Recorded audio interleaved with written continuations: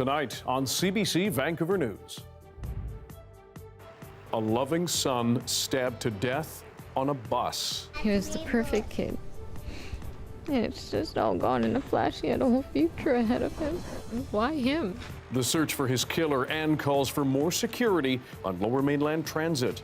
Plus, stopped from starting a family by a strata vote? Frustrating isn't maybe a bit of an understatement. A young BC couple's hopes to have a baby look dashed until CBC News takes their housing problem to the housing minister. And going to court to save a teen. It's devastating, you know, when you're told that you're going to have a season upcoming and it's just canceled on you out of nowhere. Players and supporters of SFU's football program try to stop its cancellation. This is CBC Vancouver News.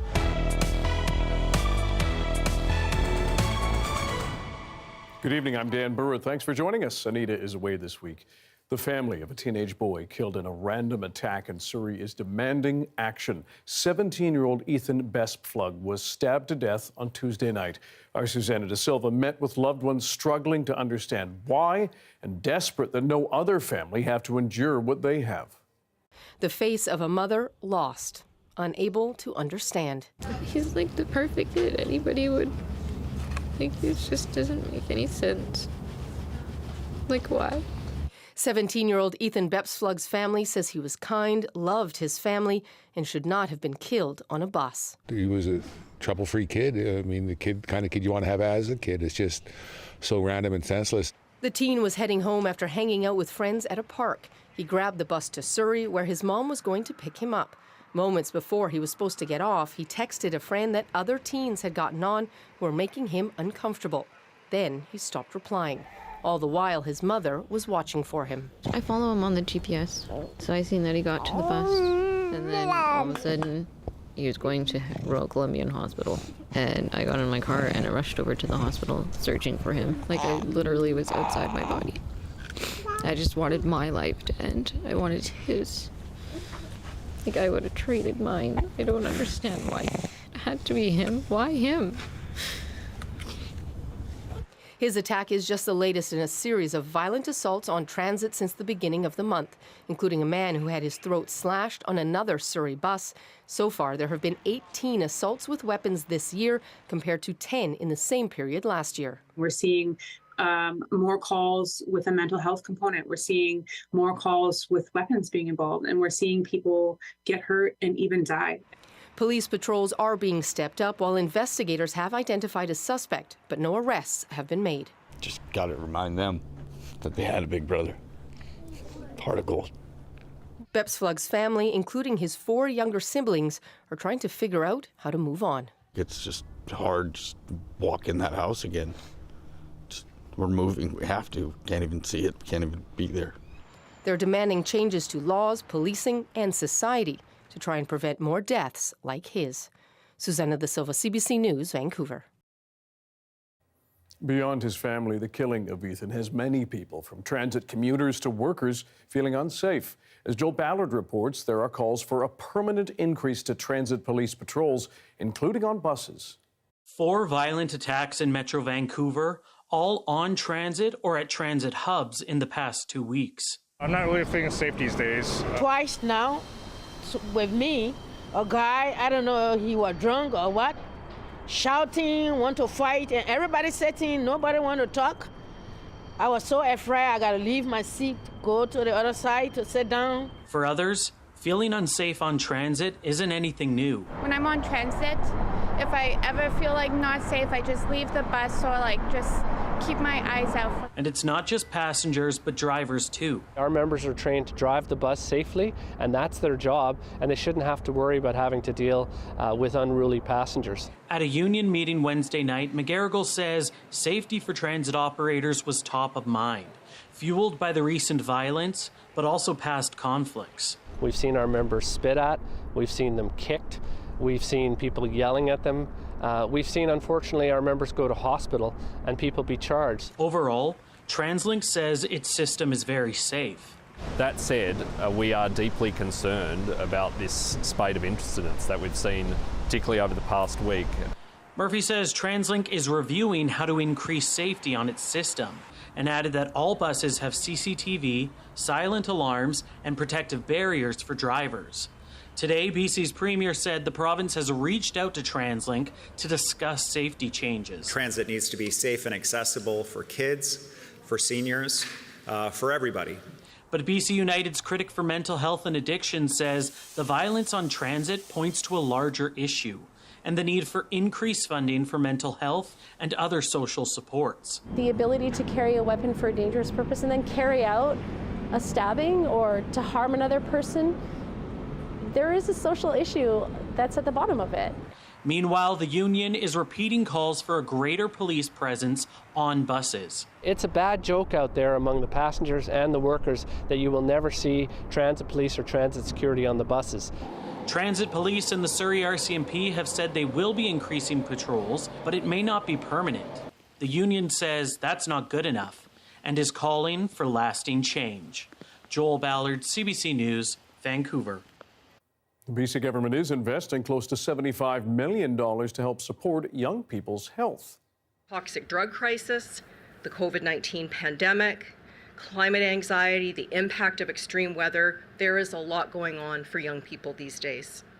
And we know that each new challenge increases the need for services and that we all need to come together to help and support young people. The money will go to create 12 new Foundry centers to provide wellness and substance use help. Officials say getting youth help when and where they need it can prevent small problems from becoming large ones.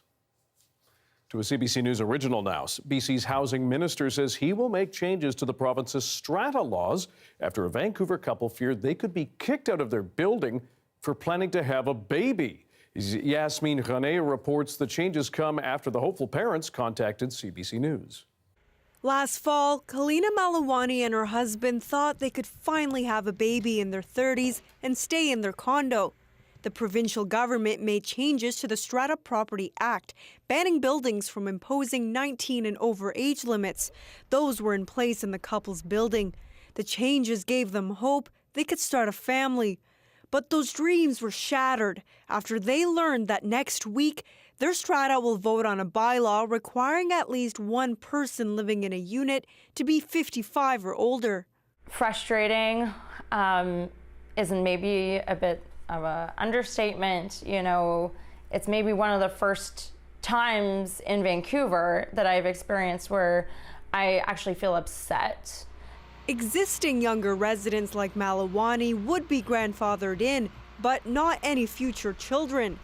A 55-plus age limit is allowed under the Strata Act, and a few hundred stratas in BC have approved them. It really hurts personally to see that there is a large demographic in the building that appears not to want to have a younger group living here. Malawani fears many residents will vote in favor of the bylaw because most of them are older.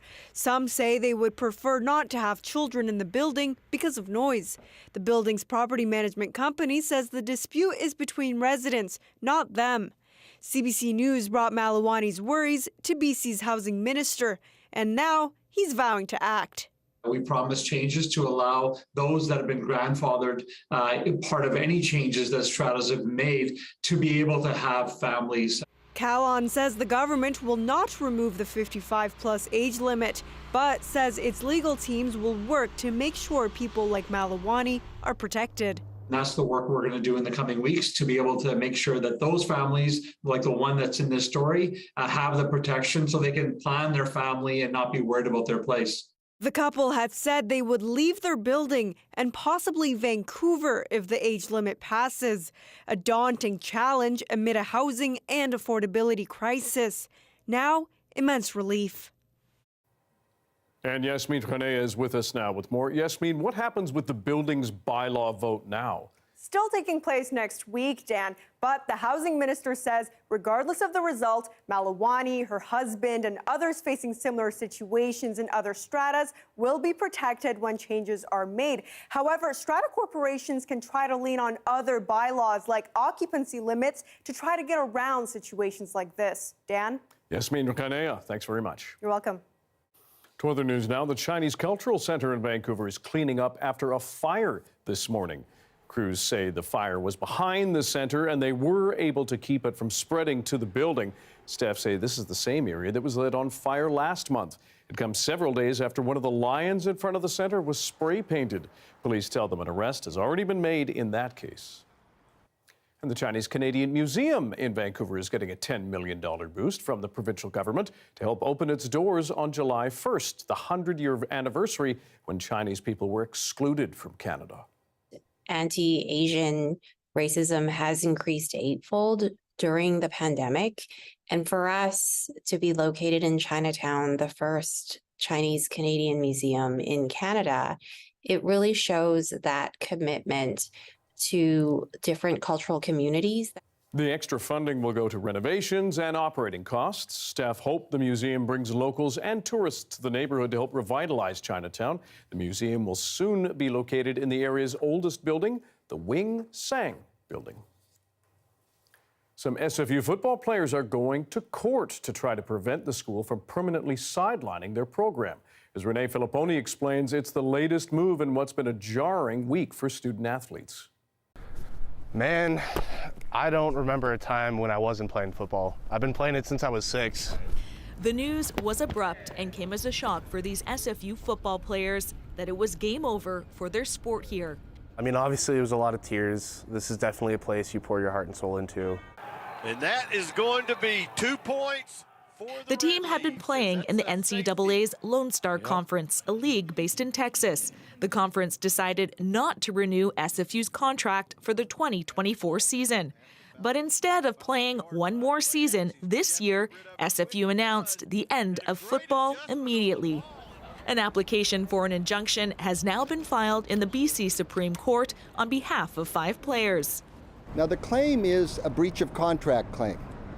These players all came to SFU based on promises, commitments. In a statement, the SFU president said the university has carefully considered all available options and concluded that football is no longer a feasible sport for SFU, but it will honor athletic scholarship commitments for students in the upcoming school year. Critics say the university hasn't done enough to save this season or find a league for the future.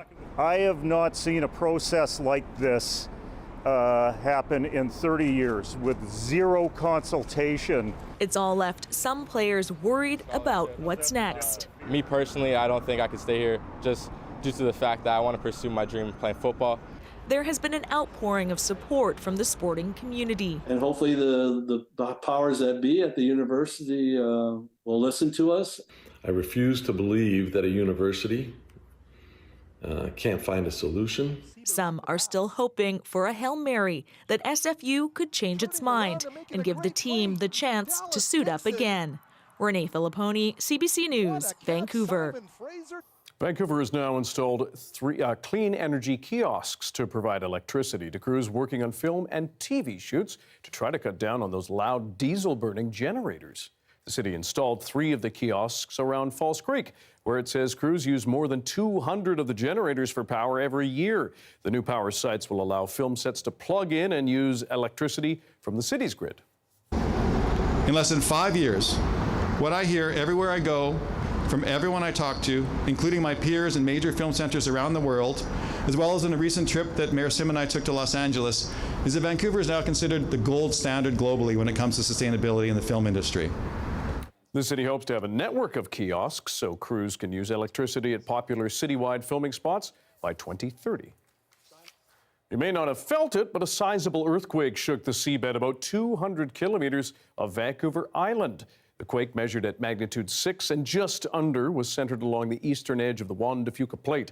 It hit at a depth of 10 kilometers. The U.S. Geological Survey says it was felt down the west coast as far south as California, about 2,000 kilometers away. There have been no reports of damage. The U.S. National Tsunami Warning Center in Alaska says a wave is not expected, thankfully.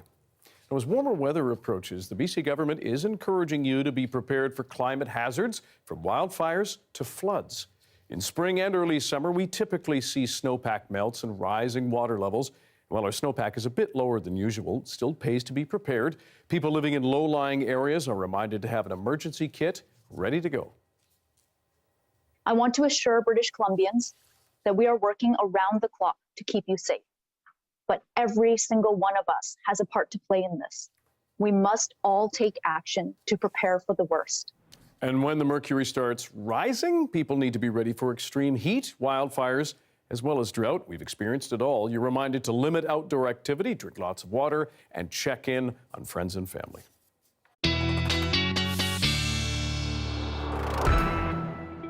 Kuljeet Kaila is here with our BC-wide weather forecast. The first preview, we should say. We had a bit of everything today. We had the pounding rain, and then there's blue sky out there. I know, a little bit of everything, a little bit of wind earlier today, some rain. All of a sudden, out of the blue this afternoon, it got wet outside really quickly, but it didn't stick around for too long, which is the nice thing. So that happened just before 5 p.m. on Thursday. Our next system is coming towards us just in time for the weekend, and it will be showers on and off for both Saturday and Sunday. Periods of rain for both those days. Not as much as we thought we were going to get as of yesterday, so that's declining, which is always good news. Current temperatures outside sitting in the double digits in Pitt Meadows for 10 degrees, 9 at the airport, 8 on the North Shore, 9 degrees out in the valley in Abbotsford, 10 degrees in Hope. So temperature-wise, we're not doing too bad. Sun sets just after 8 o'clock under a mix of sun and cloud at 7 degrees, rises tomorrow morning, 4 degrees under a mix of sun and cloud just after 6:20 a.m. We are going to get some fog developing overnight. We're going to see that tomorrow morning as well. That'll leave by about noon, and then we'll get a mix of sun and cloud. 12 degrees is our high tomorrow. It was also very hot on the East Coast. I'll have details on that coming up, Dan, and the 7-day forecast as well. That sounds great. Thank you, Kuljeet. You're welcome. The Lower Mainland is losing another unique restaurant. When it opened in 2018 on Fraser Street near King Edward in Vancouver, Ubuntu Canteen's aim was to focus on building community as it served delicious food. But just about 4 years later, the eatery will serve its last meal on Sunday. We spoke with staff members as they prepare for the end. I think what Ubuntu represents is like this example of what businesses could be. I think in my mind, without being a martyr to the system. The actual building itself is just welcoming. The way it was designed, and the wood and the lights and the plants, it was meant to be more of like a community space. The vibe and just the philosophy that Dave has in terms of food and restaurant tourism and creating a community was just something that really naturally drew me to it. I think, and it stems back to like the name Ubuntu and Dave's philosophy behind that, and like that everyone is seen and it's a community, and it's not really just like the one person, like the patriarchal chef, you know, reigning over everyone. It's more that everyone has thoughts and ideas, and that matters. Everyone on the team here is just amazing. Like, it's one of the things that I'm gonna miss most. We just care about each other. Yeah, and you can tell that by the interactions, and that's the type of people that tend to work here. You want to create a place where people can truly be themselves. I think part of it is also like, it's a sunset clause here, right? We came, we showed, and then we disappear because our job is done. We need to be willing to relinquish ourselves when our time is no longer valuable or our purpose is no longer relevant. Right? I mean, like all things, like eventually, you know, any kind of organization has to disappear when their job is done.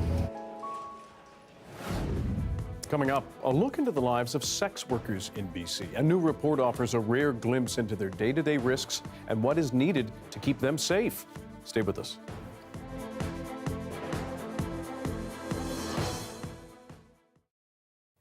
And hello to everyone watching our commercial-free live stream tonight. Good to have you here. Steinbeck, Manitoba is known as a traditionally Mennonite community, but that's starting to change as it grows.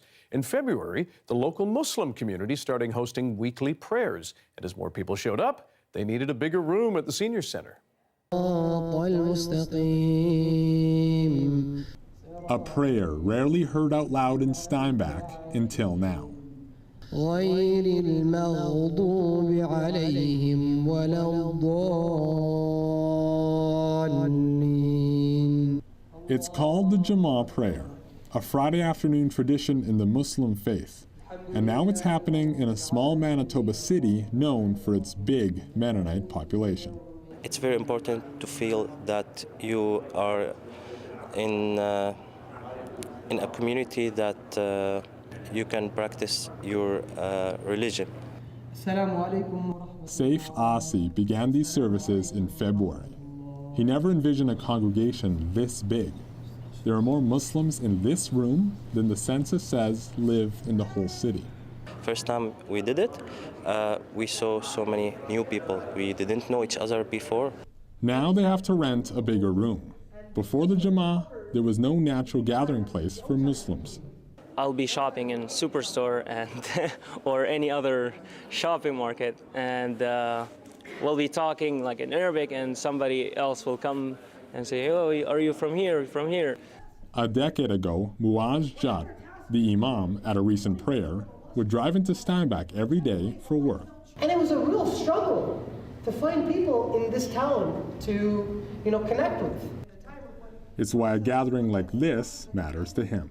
It starts with the effort of one person, really thinking, maybe we should try to get people together. Allah. Like other Muslims, Fazan Hasham used to travel to Winnipeg to find the closest mosque. He doesn't have to anymore. I come here, close my eyes, and I see children playing, I hear them, and it feels like I'm home. I turn around, I think my dad will be there. That's how good it feels. The executive director of the Pat Porter Active Living Center says they're happy to be that place for them. We started out with, a group of 30 or 40 in a room, and to have the women and children come today was fantastic, just to see them coming in and being more in our community, being part of who we are here.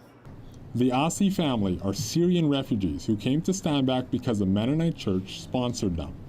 Now their son Saif is helping other Muslims feel at home here. His mother beams with pride. My son, he is help Muslim, is help Islam. I am trying. Because I am very excited. I feel in crying. Alhamdulillah. They hope to one day have their own mosque in Steinbach. Ian Fraze, CBC News, Steinbach, Manitoba.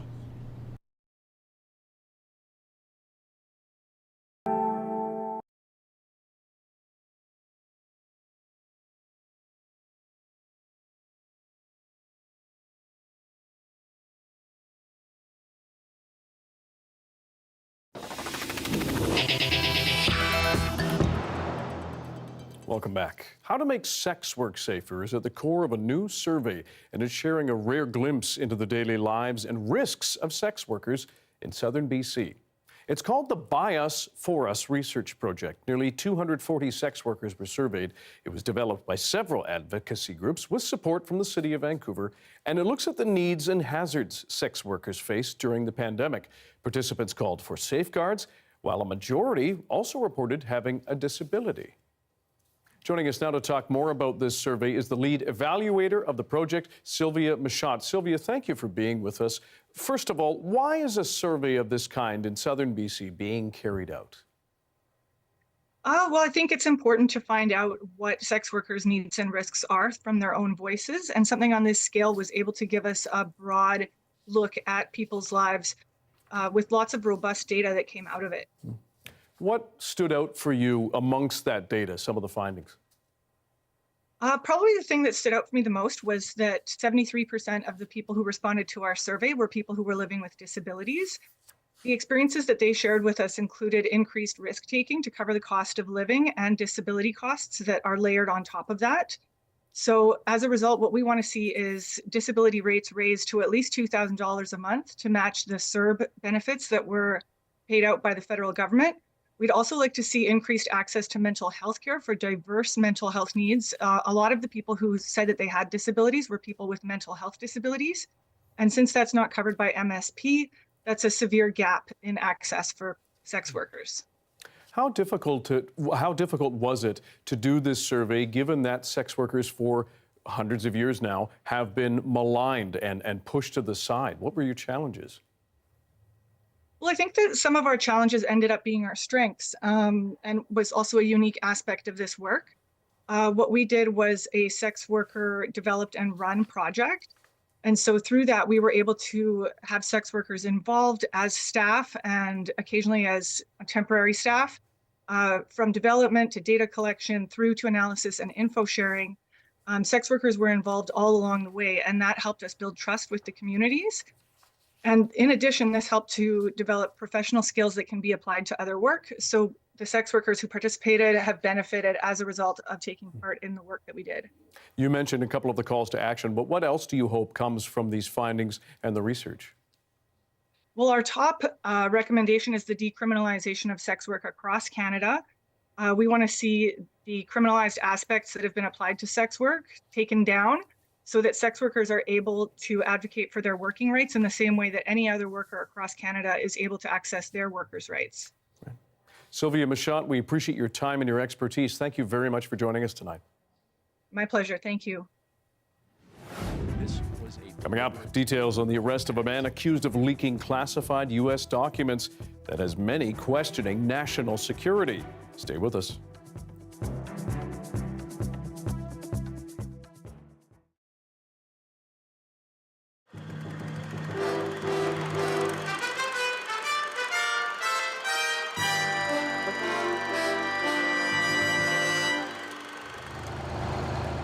His name is Dr. Michael Priest, a semi-retired ophthalmologist. His luggage includes a heavy box of antibiotics. His destination is the African nation of Rwanda, where foreigners are fleeing the tribal warfare, where he will offer medical care. It's scary, but it's also fun, yes. Just my little bit towards helping out the mess the world's in. At age 67, Dr. Priest is doing what makes him feel good, paying several $1,000s to help others. That's Bosnia. And that's Bosnia? Yeah, right. That's Bosnia, yeah. That's Croatia.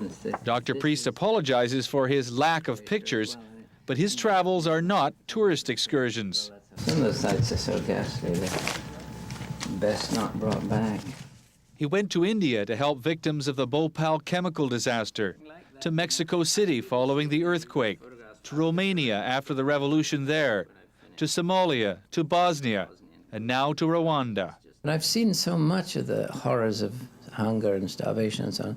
Not to do something about it would bother me a great deal. If you like to put it this way, it salves my conscience. You know? I cannot live with myself if I don't do something about this.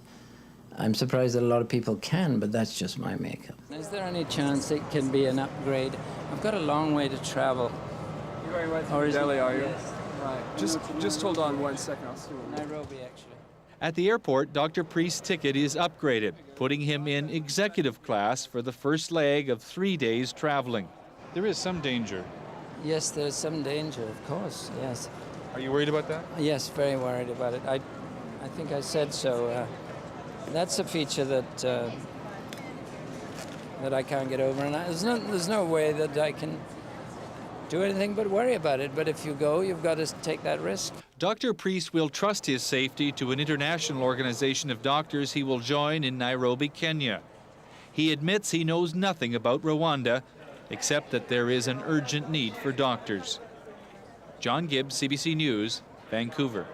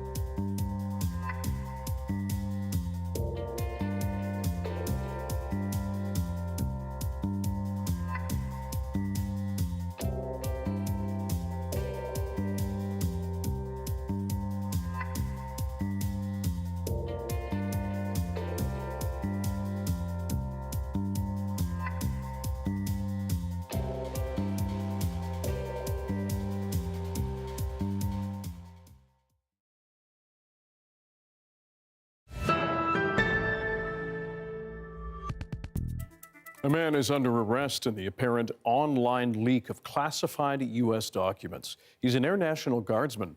As Magda Gabrisalasa reports, the announcement came amid a flurry of media reports and American officials facing more questions about current security effectiveness. It is important to understand that we do have stringent guidelines in place for safeguarding classified and sensitive information. This was a deliberate criminal act. Today, new information that the authorities have a suspect, a 21-year-old man working with the Massachusetts Air National Guard.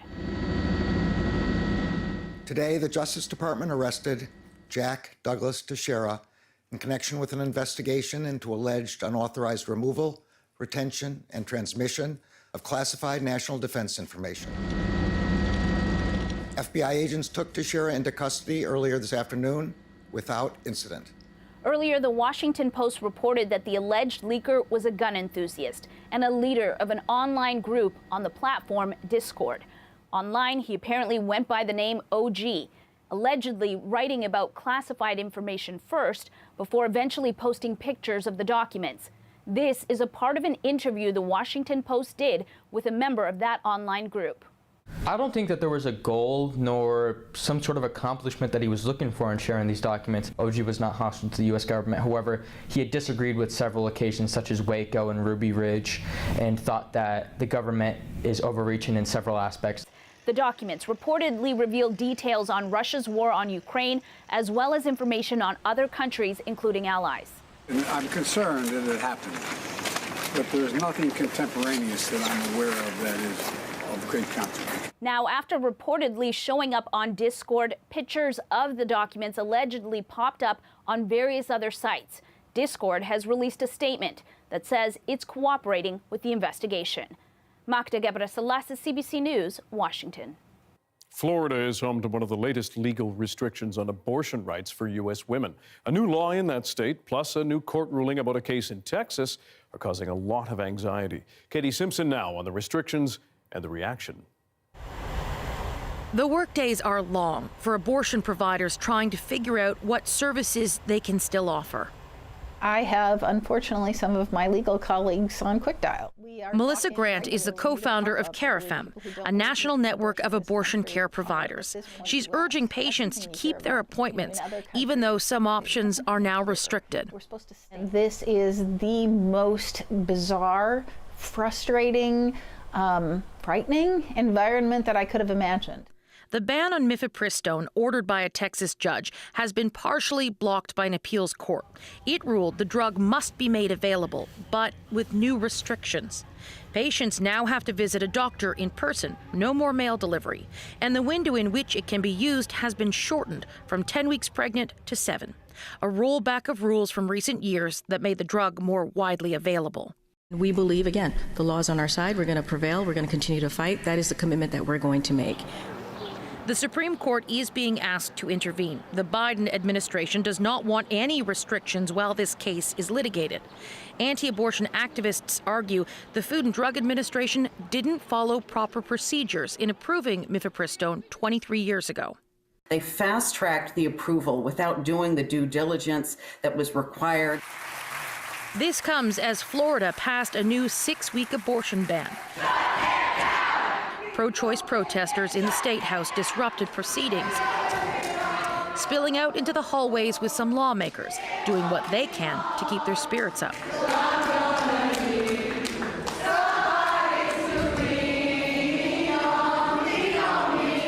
The Florida law will be challenged in the state Supreme Court, and it will take some time before there's a final decision on possible pill restrictions. But in the short term, it is about to become harder to get an abortion in America. Katie Simpson, CBC News, Washington. Donald Trump faced more legal questions today, this time in a $250 million civil suit brought by New York's Attorney General. The case is separate from the one that made headlines last week. It alleges Trump misled banks and business associates about his net worth and the value of various assets. During an earlier deposition before that suit was brought, he declined to answer most questions, citing the Fifth Amendment. He'd indicated he'd answer all questioning this time. The trial is set to begin in October. A new hurdle is emerging for apartment hunters. Securing an affordable place was already a slog for many in Canada.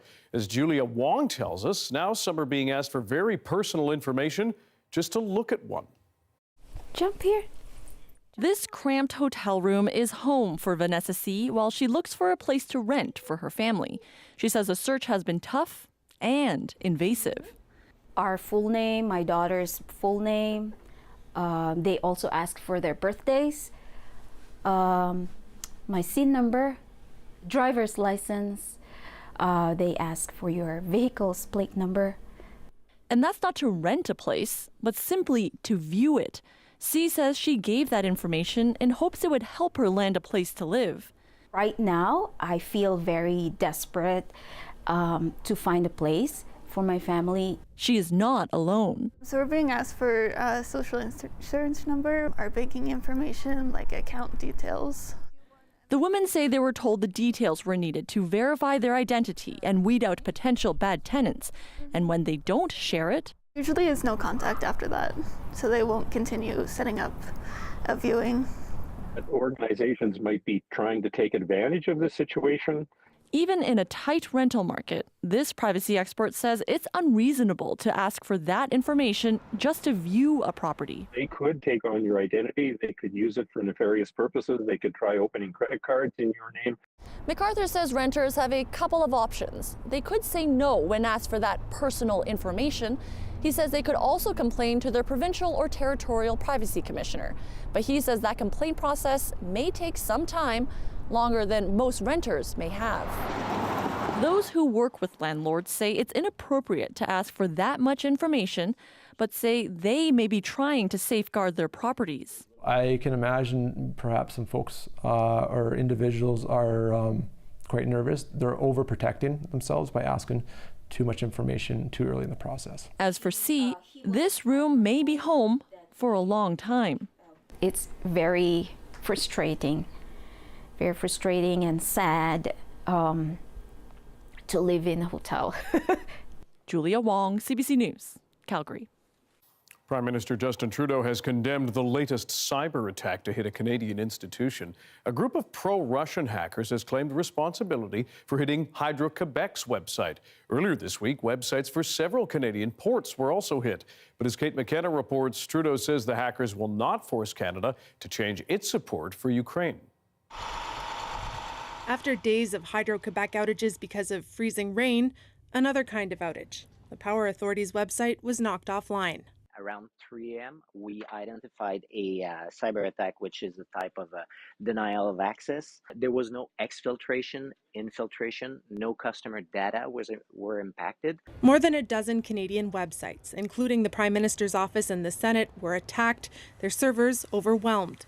Experts don't think there were security breaches, but the websites were down. From a security perspective, it's not that scary. It's not that intimidating. It's impossible to know for sure who is responsible, but the pro-Russian group No Name 05716 is taking credit. This week, the Prime Minister of Ukraine visited, prompting experts to think that could be why Canada was targeted. They are trying to erode people's support for the government's support of Ukraine. They want to try and cause so much minor disruption that people become resistant to the government continuing to provide support to Ukraine. The Prime Minister says Canadians won't back down. Denial of service attacks on government websites, bringing them down for a few hours, is not going to cause us to rethink our unequivocal stance of doing whatever it takes for as long as it takes to support Ukraine. Though experts say they don't believe these attacks put Canadians at risk, the government does warn that cyber threats have become more common since the beginning of the war in Ukraine, and they should be taken seriously. Kate McKenna, CBC News, Ottawa. The Russian government, meanwhile, is pushing through laws to widen recruitment and bolster its troop numbers amid brutal fighting in Ukraine. It's introducing e-conscription through its widely used government services platform. And as Briar Stewart shows us, that's expected to make draft dodging harder. Max Nikolsky landed in Turkey for a vacation last fall, just hours before Russia announced its mobilization drive.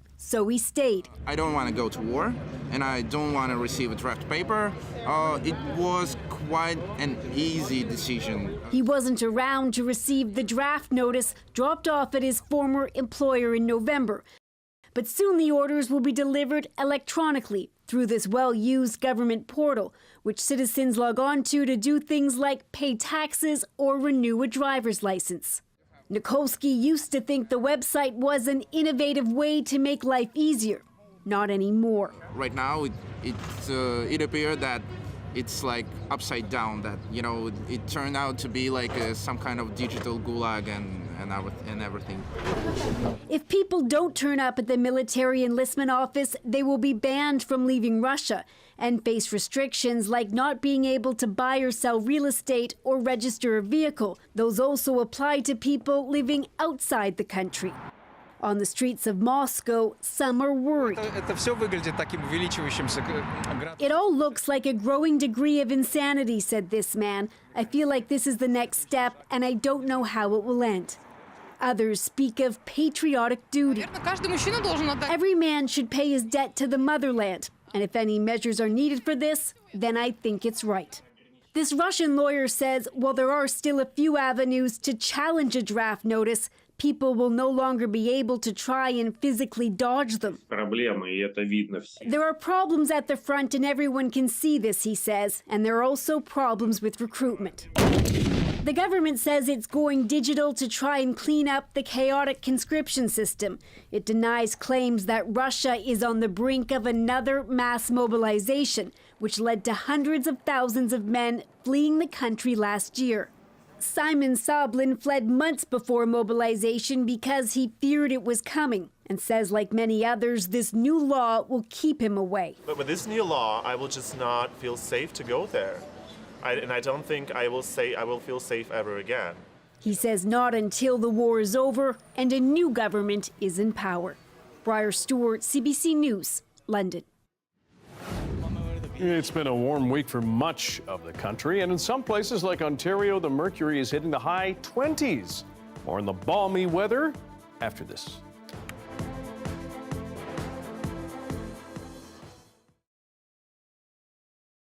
Hello everyone and welcome to Cooking with Culture, the show in which we try to learn a little bit more about cultural dishes made by Saskatchewan chefs, but with a twist. Instead of giving the recipe and the ingredients, I am just given the ingredients and I have to puzzle out the recipe on my own. The chef then reacts and critiques my job throughout the video. So with no further ado, let's make some chicken adobo. I'm JP Vivas, co-owner and head chef of Freebird Sass Soul Kitchen in beautiful Lumsden. Here at Freebird, we like to do common food done uncommonly well. You know, I like to take my different takes on dishes and, you know, throw my twist on them. Chicken adobo, which is a traditional Filipino dish. Didn't really grow up with it per se, but it is a familiar dish throughout the Filipino community. The normal recipe doesn't really call for ginger, but I do believe ginger brings out a different element to it. When I do get to have it, it is delish. All right, so to be honest, I've been cooking a lot of soups lately, so I think I'm gonna take, you know, the soup approach with this. So we're gonna throw all the sauce stuff into a bowl. We'll add the chicken in afterward. I chose the minced garlic. Hopefully that doesn't, you know, decredit me as a chef. The stuff that's already pre-minced, it's got a different flavor and a different, compared to like cloves of garlic and stuff. So that might have modified your dish a little bit, but still good. The sauce did not thicken up nearly as much as I thought it would, but I'm still gonna, you know, use it to drizzle over the rice and everything. Let's dig into the chicken though. That's where it's at. Look at that. Nice. Good, looks good. That's actually pretty good. It's pretty dang tasty, I gotta say. I definitely feel like I've went somewhere amok with how mine turned out, but in all honesty, it tastes pretty good.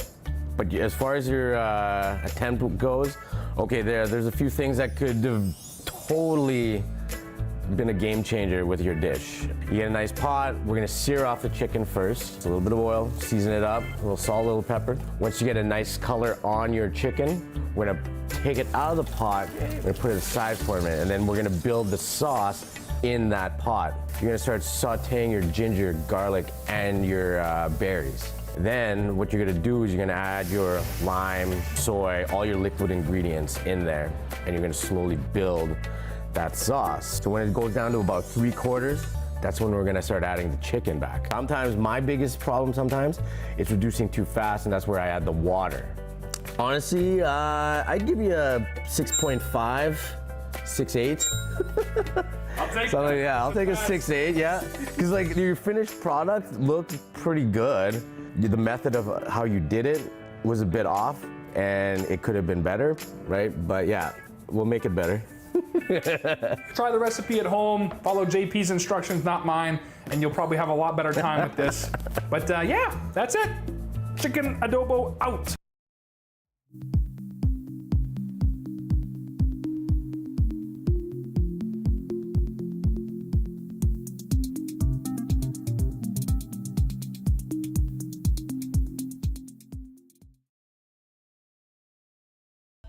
Land Back is a CBC original podcast where we uncover land theft in Canada and look at how Indigenous people are taking it all back. Land Back is out now on CBC Listen or wherever you get your podcasts.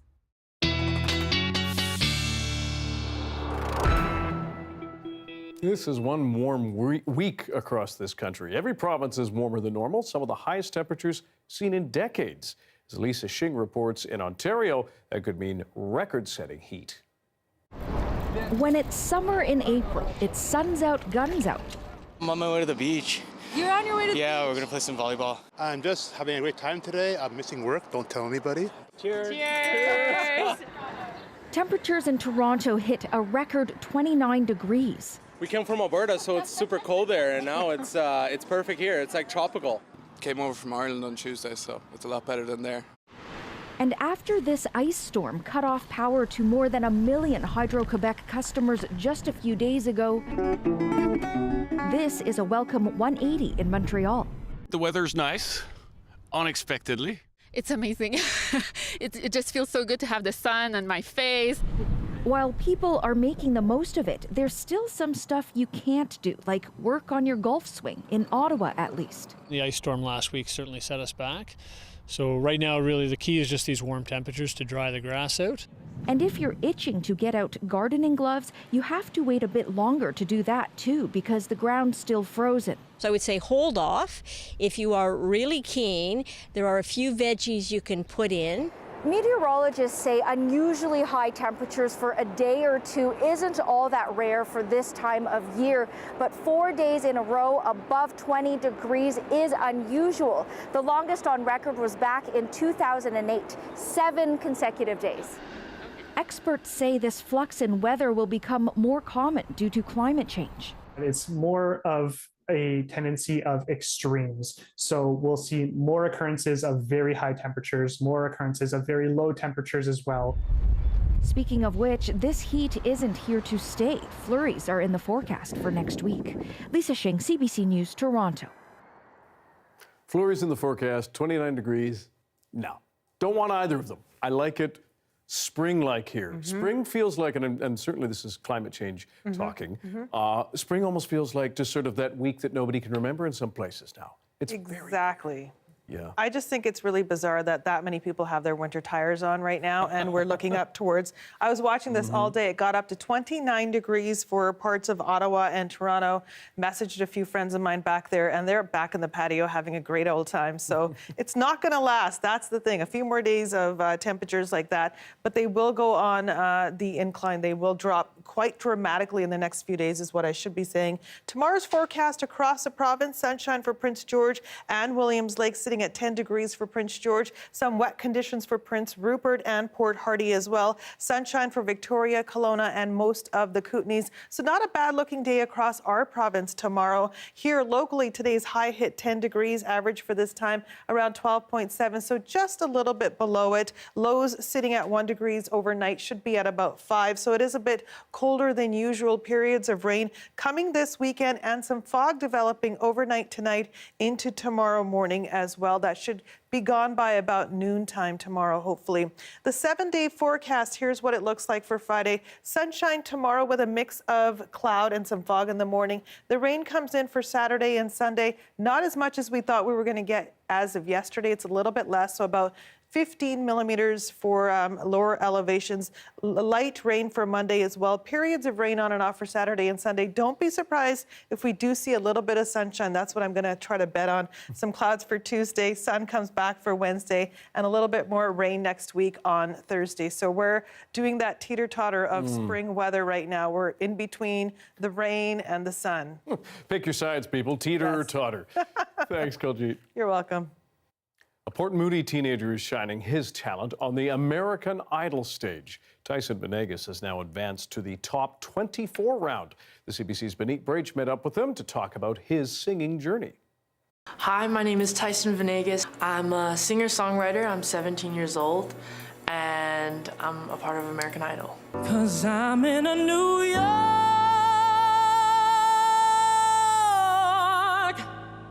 state of mind. I started singing when I was around 3, and my parents would show me different kinds of music and would show me different artists that vary from like the Beatles to like Michael Jackson, Stevie Wonder. When I was younger, I had a speech delay, so my parents knew that I really loved music, so they would play me different artists to build up my repertoire of like different words through songs. I started getting into like Lionel Richie especially, and he's one of the ones that like really inspired me too. I inspired him back then. He just inspired us today. For the audition, I was a little bit nervous, and my palms were sweaty, and like.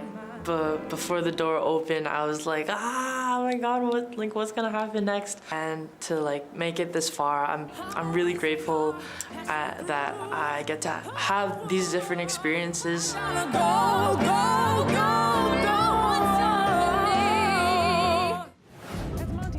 Says, and now for something completely different. The weekend is almost here, and if you're looking for something to do, we've got you covered. Lisa Christensen brings us a roundup of what's going on this weekend. Stick around.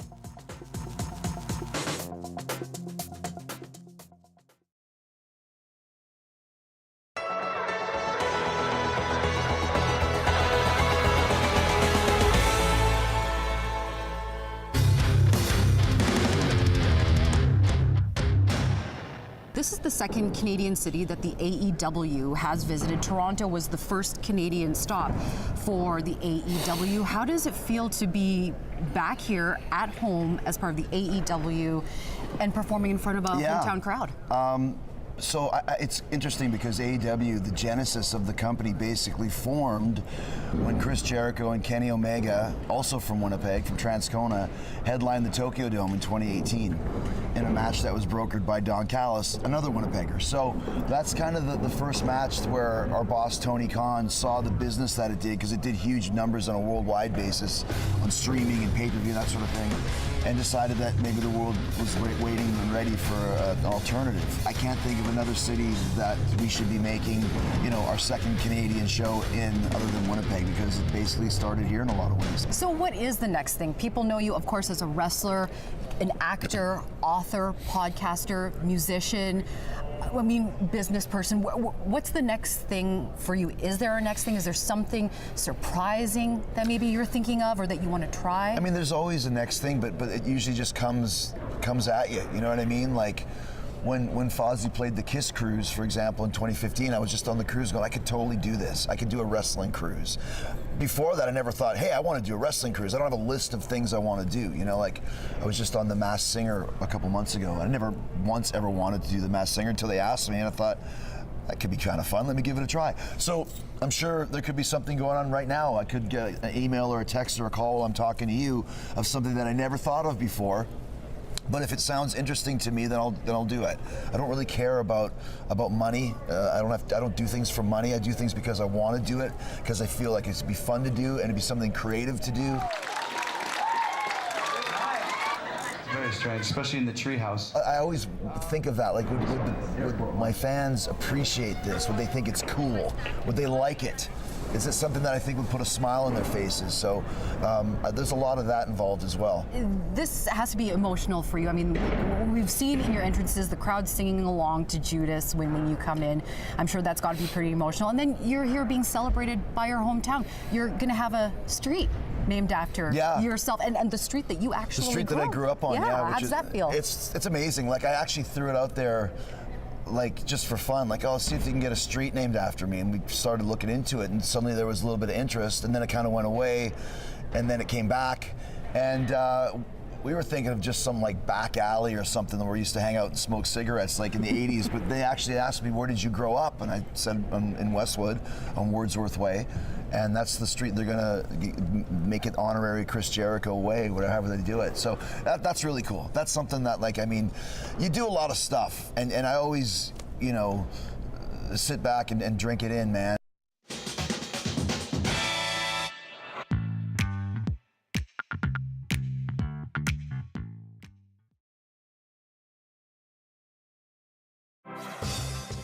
Hi, I'm Amy Bell, and here's what's in your CBC Vancouver inbox. The Surrey Board of Trade's Top 25 Under 25 Awards returns on May 3rd. Celebrate Surrey's role models and get your tickets today at businessinsurrey.com. And join CBC Vancouver's Gloria Makarenko at the annual Because Mothers Matter Awards on May 10th. Celebrate women's extraordinary achievements at this year's event. Learn more at mothersmattercentre.ca.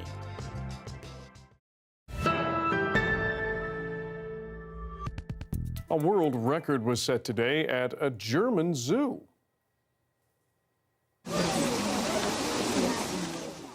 Fatou, a gentle giant and a great-great-grandmother of 16, celebrated her 66th birthday today, making her the oldest living gorilla ever.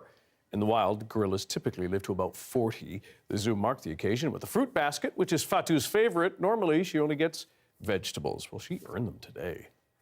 If you're looking for something to do around town this weekend, Lisa Christensen has just what you need. Have a look. Hi, I'm Lisa Christensen. It's time for Getting Out. This is your weekly rundown of events worth getting out of the house for. Today we're at the Rickshaw Theatre in Vancouver, and we're going to find out about the Hyperspace Metal Festival.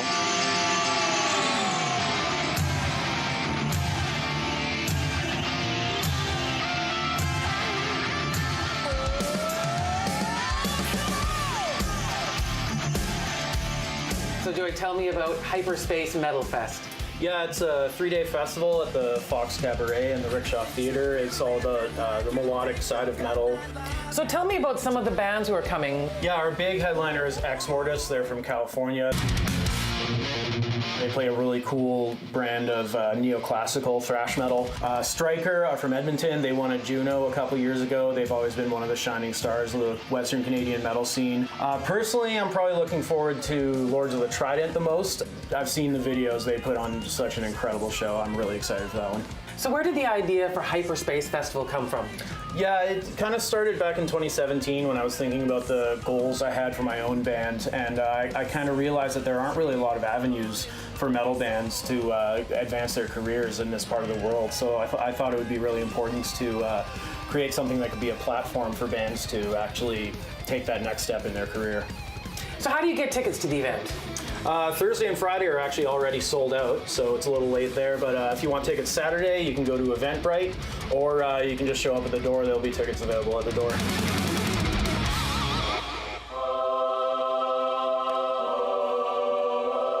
As Monty Python says, and now for something completely different. This Friday, the McGee Secondary School Chamber Choir is joined by Rubidoux High School Choir from Riverside, California for a performance at the Pacific Spirit United Church in Vancouver. If you're looking for some more events to do, you can get out to North Vancouver for their annual spring pop-up market, meet some artisans, have some food, maybe even bring your dog. And at Lakeland Flowers in Abbotsford, you can take in the Tulip Show, the most tulips in all of Canada. And at the Rio Theatre, as part of their late night series on Friday night, you can see the movie that brought Jackie Chan and the mean streets of Vancouver to the world. It's Rumble in the Bronx. If you head over to the Vancouver Japanese Language School, you can learn how to sumo wrestle. Who hasn't wanted to learn that? Anyone's invited, any kind of skill level. Just show up there on Sunday, and you too can be a sumo wrestler. So, even if you're not the biggest metal fan, you could give it a try this weekend, or some of our other suggestions. I'm Lisa Christensen. That's Getting Out for this week. Now get out there. Do what Lisa says. Always wanted to make a big splash, Celine Dion showcased her first ever movie role and 5 new songs today. Rising tides, tears you cry every night seem never end. The song Love Again is from the movie of the same name. Out next month, it's a rom-com starring Hollywood actors Priyanka Chopra Jonas and Sam Heughan. Dion plays herself in a supporting role. The singer says being in the film is a gift she will cherish. Today's release comes after a few difficult years for the singer. In 2019, Dion was diagnosed with a rare neurological condition that she says has affected her singing and changed her life. Thanks for being with us tonight on CBC Vancouver News at 6. You can watch this newscast on CBC Gem, our free app, as well as on YouTube and our website, cbc.ca/BC. Michelle Gassoub will have your late local news at 11 o'clock, right after the National. So please join her then. Good night.